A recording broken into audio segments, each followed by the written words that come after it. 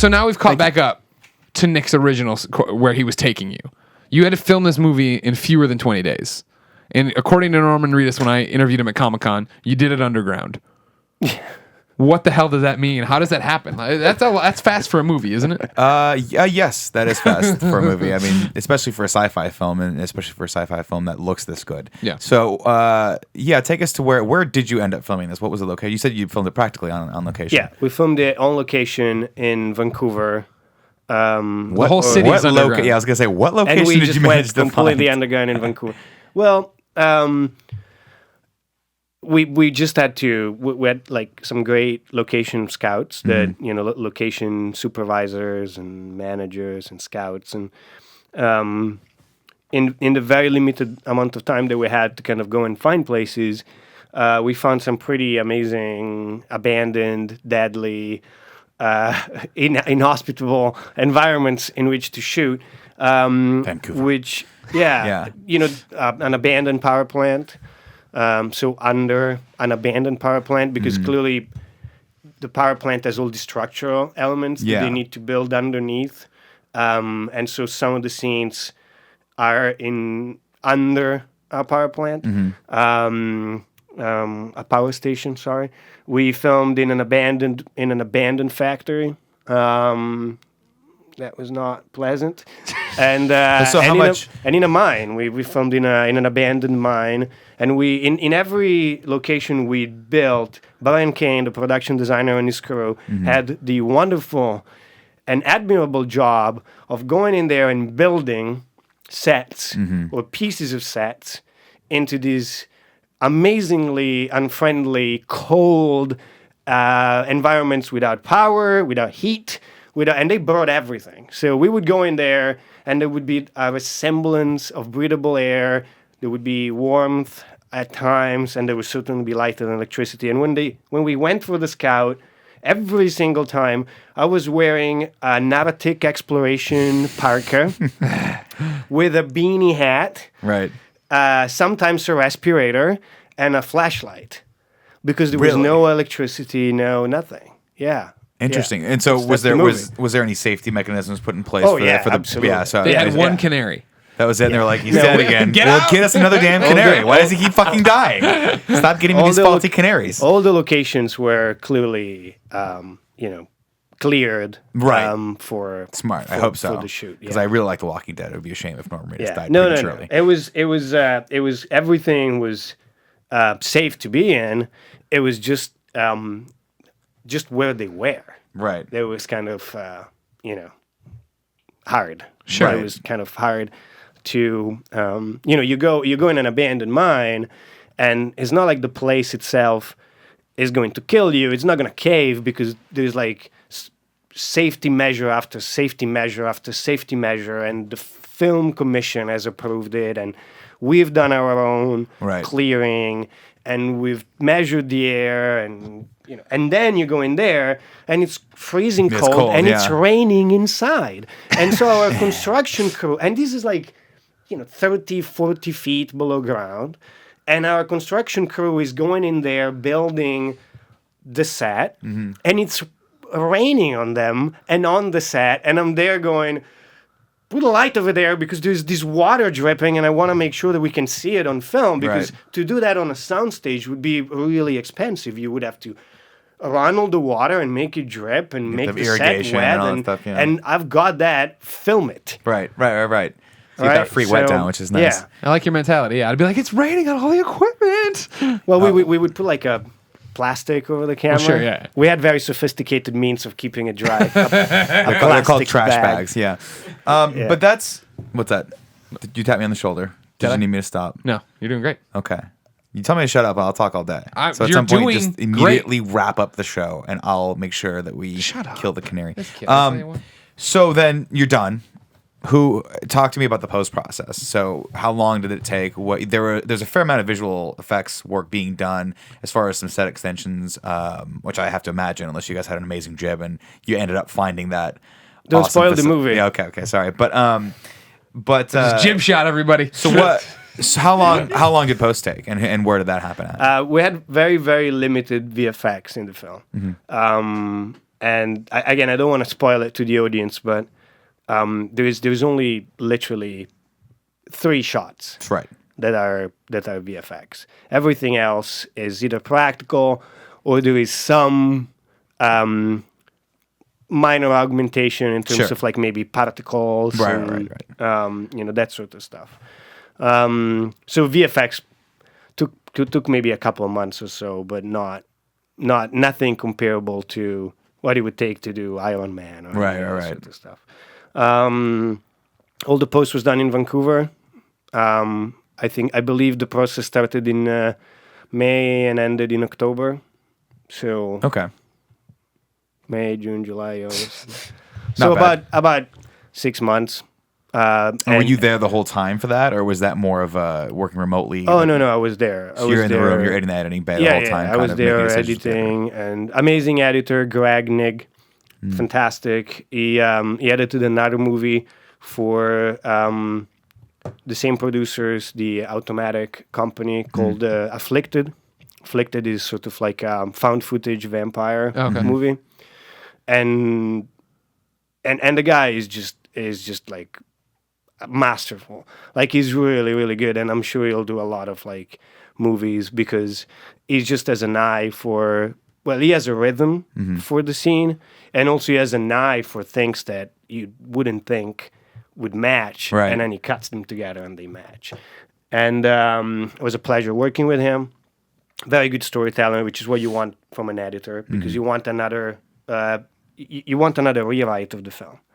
So, like I said, you write it, and then when you shoot it, you basically rewrite it, because now you have the actors, you have their ideas, you have the DP, you have his ideas, you have your new ideas, because now you're in an abandoned mine, and now you want to see the water. And then you have the editing room, and the editing room is another great place where you can see the movie, you can go, what happens if we take this and kind of move it over here? How is the movie behaving if we do that? And you just get another shot, and then it's a great way for the producers, who are, in my opinion, the first audience. If you have good producers and good executive producers, and the producers of Air were amazing to me and for me, and the people at Sony that the executives on my movie were also not only incredibly supportive, but amazing to work with great taste, and they get to be the first audience.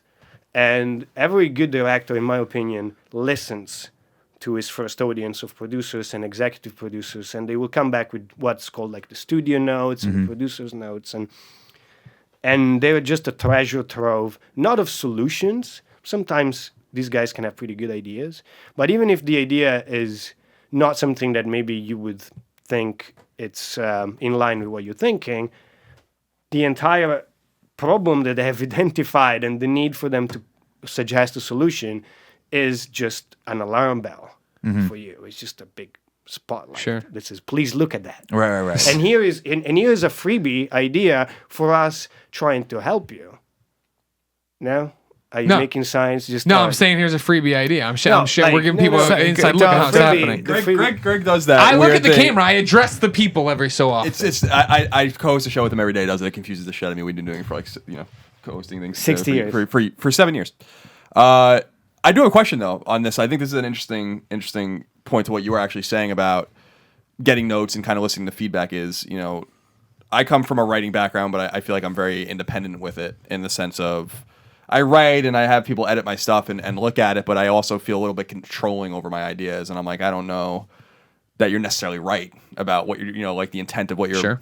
And obviously you've had a collaborative experience many times making games at Rockstar, etc. So I mean, you've already kind of been to that background. But is it weird taking your idea and your script and then really having to trust that everyone else is going to have to execute on this, and you're going to have to just kind of trust them? I know that these people obviously have talent and a resume that you look at and you're like, okay, you're capable of this, but is it weird being like, I have a vision for this and the DP has a totally different vision for this, and I'm kind of listen to him because I trust him more than I even trust myself?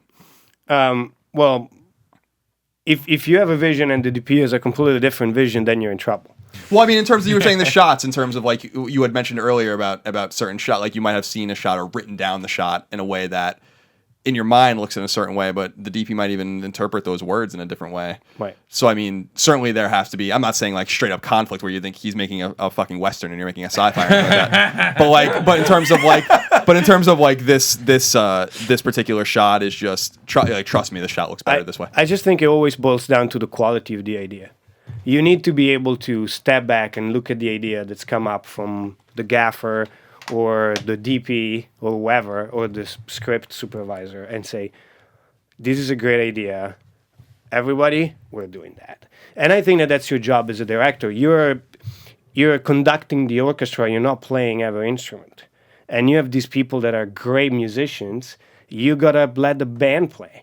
So as long as you have your job at that point is to just know what's a good idea and what's a bad idea. Is your idea better than their idea? And are you honestly taking a step back and looking at them and not be judgmental, but being creative about these ideas?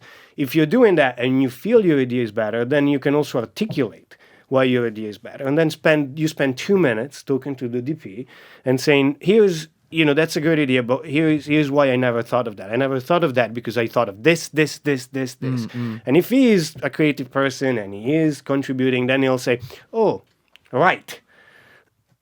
And then either he goes with your idea or there's a third idea that comes up from your thing and his thing and it becomes the new thing. And that's the beauty of collaboration. And if his ideas is better, you just go, awesome, thanks for the suggestion. This is a great idea. Let's do that. And you just have to kind of know which one you have to choose. But when people come to you with ideas, you're actually in a really good place because you have to create an environment where people will come to you with ideas. And on a movie set, you don't start out that way. You start out from a place where people might challenge your ideas, but they are not coming to you with ideas all the time. And that's what you want. You want to create a place where, I would love to just spend time with the construction guys, just building the thing and just talking to them about the movie. Not because I had a lot of time to waste.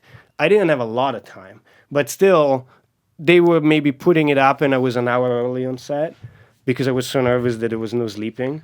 And so just by talking to them, they would tell me things about the movie that they liked, that they had read the script. And I'm like, the construction people have read the script? This is amazing. And they've done the math about some of the equations that are in the script. This is amazing. And why shouldn't I listen to some of the things they're saying? Because at the very least, I can say, okay, and how about we push it a little more in? But if it's a great idea, it's going to make the movie better. Yeah. And it's going to make him work even harder because he's contributing to it, which is why it's called a collaboration, right? Right. So I think it really boils down to having confidence in what you're doing. And that kind of confidence gives you the ability to discern a good idea from a bad idea. And then if it's your idea, great. And if it's someone else's idea, great. Fair enough. That's a good outlook. We're turning the ship towards home. So we've gone through this entire process of making this movie. The years where you didn't know what was happening with it. Robert Kirkman and DA coming in, saving it. Picking you up as a golden child. Putting you with their first Skybound feature film. My question is, it's Tuesday. The movie finally comes out on Friday. Where are you at mentally? I'm dying. But thank you for asking. No, it's a pleasure. I can't imagine working on, we work on these videos, we put them out, the longest lead time is I edited an Oreo and 2 weeks later it goes up. I'm like, I hope people like it. I kind of forget about it. You know what I mean? For you, this has been a project for so long, and now the finish line's finally there. I can't even fathom what it's like for you. Are you anxious for your reviews? Are you excited? Are you going to read them? Are you going to stay away from them? Are there? Well, first of all, I think we were talking about this earlier before the show started, and I used to be very, very nervous when my first game and my second game and when Manhunt came out. I used to be like, the reviews and are people going to buy it? And my career is over, and why am I doing this? I don't know anything about video games, and I hope nobody finds out at Rockstar because they'll fire me immediately. and then you kind of grow through it, and it becomes more of a process where you're like, people. I hope people like this game. I hope people go buy this game, and I know that there'll be people that will hate it and people that like it, and I hope there's enough people that like it that they have a good time, and it becomes almost more about the people that enjoy it, as opposed to yourself or the reviews or the money or the getting fired. And it becomes more about what have I learned and what can I do next? What have I learned from Red Dead? What can I use in the next game? Sure. And now I'm catapulted all the way back to the beginning, where I'm like, I'm never going to make another movie. The reviews are going to be terrible. And, I'm a hack and I don't know what I'm doing. So I in a way, that's how I feel right now. I would say I hope the reviewers are going to go easy on the film. I know that clearly it's a small production, so there is things to like and things not to like. Sure. It's also a first film. And if I look at my first game right now, I wanted to go with E.T. and with the first films. So there's a big pile of stuff. And I don't know if Air belongs to that world or not. It does not. But It does not belong in the landfill. No, it does I not. really enjoyed the movie. It's certainly, no, I didn't mean that, but it's certainly my first film. Sure. And so, there's that. But there was also like a sense of really wanting people to enjoy it. Like, you guys seem to have enjoyed it, and that makes me really happy. And I know that Norman and Jaimin are very proud of the film, and that makes me very happy because they go and talk about it very kindly and very nicely. And, again, they're doing it just out of passion. They're not doing it because somebody is giving them bags of gold or something. And for that, I'm very grateful. And I'm grateful that you have me here. And ultimately, you do these things.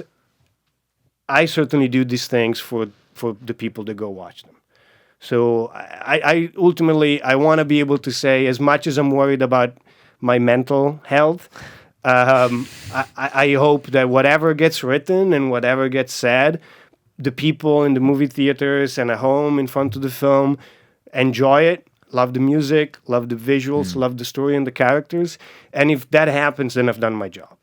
So that's where I hope it goes. See, that's a great outlook. Have that. Don't be worried. Don't be pulling your hair out. Yeah, do you know in your head, I like asking game developers this, do you know in your head when I assume you have an embargo for your reviews for critical reception? I think it's being lifted. Okay, so I was going to say, It's already happening. The bombs are going off. The bombs are going off. I'm glad you're here in a safe place. Because I love asking game developers that question because we know a lot of developers personally, and a lot of them obsess over that kind of stuff. So they know exactly when it lifts, and they'll get up in the middle of the night if they have to and start reading or whatever. Yeah, I mean, I couldn't not. You have to. I mean, that's the thing. That's the burden of creation, right? Is that you have to go through that process, and I can't even imagine what it is. We get the luxury of just sitting back on our thrones over here on our high horses and just picking everything apart critically. But you actually gone out there and created something. And that is amazing, and it's good. Yeah, that is the other. And thank you for making something that's actually entertaining, because it makes our jobs a lot easier when we can actually talk to someone from a point of like respect, as opposed to.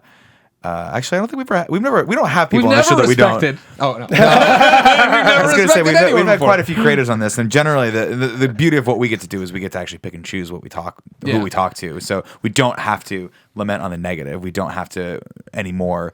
We're not forced to criticize everything across the board, which means that we have to indulge in the good stuff and the bad stuff, unfortunately. So we get the luxury of going, hey, this is cool. Let's invite him up here and talk to him about it. And here you are. We fed you really bad Thai food ahead of time, and you look great though. Whoa, really bad? It's okay. It's okay. It's overrated Thai food. Great. I will say that I think it's been fun, and that's why I like to sit back and listen to people talk. I mean, I think that's why I love TED and all these kinds of things. I just like listening to people. That's why I love documentaries. Who's and stuff. TED? You know who TED is, or should I say what? But I think you have actually a really amazing way with words and actually analogies, which I think is quite effective and demonstrating your own experience in the gaming industry and movie industry. So I found it. I like to stay out of the way of the interviews when I like you don't have to steer it. You know what I mean? So that's why I wanted. That's why everyone out there know. That's why I was quiet. just listening, learning. Respect that. Thank you. Because especially because with film, like I know a lot about games, a great deal about games, but I don't know much about film, so I try to absorb. Yeah. So I know a little bit more. Like when you were talking about a jib. You know what that is? I don't you don't know actually. I what don't that even know if I believe that that's actually a real thing, but It's a nautical term. You're fine. It's like when you go through the like tall the sextant. glass and you don't want the jibs getting you. You talked about the beauty is that we get to pick people, creators we want on here to come on because we like their work. Indeed. You know what the other beauty thing is? Everything. What is it? We get to pick our sponsors. We do And indeed. today we're sponsored by Love Squarespace.com. 'em. You can go Love start 'em. your free trial today, but there's a whole bunch of other stuff. Like when you decide to sign up for Squarespace, make sure you use the offer code KINDOFFUNNY to get 10% off your first purchase. Nick, Yes. we say this all the time. All the time. Because we did pick Squarespace. We did. You used Squarespace before they were even a sponsor of the show. Kinda before funny. it was cool. Yeah, we were there before we're hipster Squarespace. No, we use it for Kindafunny.com is built on Squarespace platform, and it's fantastic. It's very, very easy. If you guys want to go out there and make a simple tutorial site, or you want a site for your business, it's very, very easy to get both up and running very, very quickly. I stand by the product, and because everything looks good. I kind of want to marry on every it. platform. Actually, You want to I'm marry? already Squarespace. married, but I'm thinking on my second marriage, maybe. You're gonna marry.com. Marry.com. Well, This is what the it's Congressman because it's warned us reconfigurable. about. I can make it into whatever I want. Oh, That's the thing. I can make it anything. Squarespace gives you 24/7 online support and a beautiful website for only $8 a month. You can even get a free domain if you buy Squarespace for the year. So what are you waiting for? Start a free trial with no credit card required and start building your website today. When you decide to sign up for Squarespace, make sure you use the offer code KINDOFFUNNY to get 10% off your first purchase and show your support for us. Kinda funny. Squarespace. Build it beautiful. Christian Cantamesa, you are a treasure, and I'm glad we stole you from Italy, and you're here now with us. Air, I'm just going to say, if you're watching this, it's probably out already. Friday it comes out. Everybody go get it. You can go see it in theaters. You can go down. You can buy it and download it off that. We'll have a link down there to the Amazon version, I'm sure. Thank you so much. Thank you for everything. Thank you for coming up here. Thanks for making great movies, making great games. Thank you, guys. Thank you for being so kind to have me here and for being the audience that I, always dreamed of having. Oh, you're very welcome. Nice. That is very nice. That's the a nice nicest thing anyone compliment. said. He always dreamed about you specifically. Nobody Nick. ever says nice things to me on this podcast. Oh, anyway, Nick. so- Come on. Kevin, say something nice to him. The shit filters this way. So Tim is always fine. Colin, no one messes with. You, we give shit to. I am basically This is the position. the armpit. Yeah. And then Kevin is the unfortunate anus. He's the of butt. group. Yeah, Kevin's the butthole. Unfortunate. Kevin is the crotch. You're a beautiful butthole. Kevin Butthole Coelho, we call him.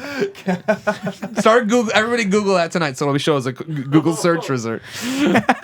Why? If you didn't know, this has been the Game Over Greggy show. Each and every week, 4, sometimes 5 best friends gather on this table. Each bring a random topic of discussion for your went amusement. faster. That's my norm. I say it when I say this table. I do it. That's how I get it. Keep up. If you want to throw us a few bucks, go to patreon.com/kindafunny. You get each and every episode early. But if you have no money to give us, no problem. Go to youtube.com/kindafunny. Monday through Thursday, where we break it out topic by topic before posting the entire show on Friday for you to enjoy. And if it's a Friday, it doesn't even matter. Any Friday, Air is out. Go get Air. Go watch Air. Norman Reedus. Christian. What else you want? He's an amazing person. Support him. You support Aria, do you see? He actually made something. Yeah. Colin and I don't make anything except funny. we made a lot of things. We made Podcast Beyond. Sure. We The made Games Colin Cast. and Greg Live. Yeah. I mean, we make Kind of funny things. Games Cast, Game Over Greggy show. But again, like we didn't have to go into a bunker and film water. No. We didn't have to kill a canary. No. You killed a canary? This man has strangled Don't canaries answer that to question. death. As your legal counsel, don't answer that question. I'm Until not next allowed time. to talk about death. It's been our pleasure to serve you.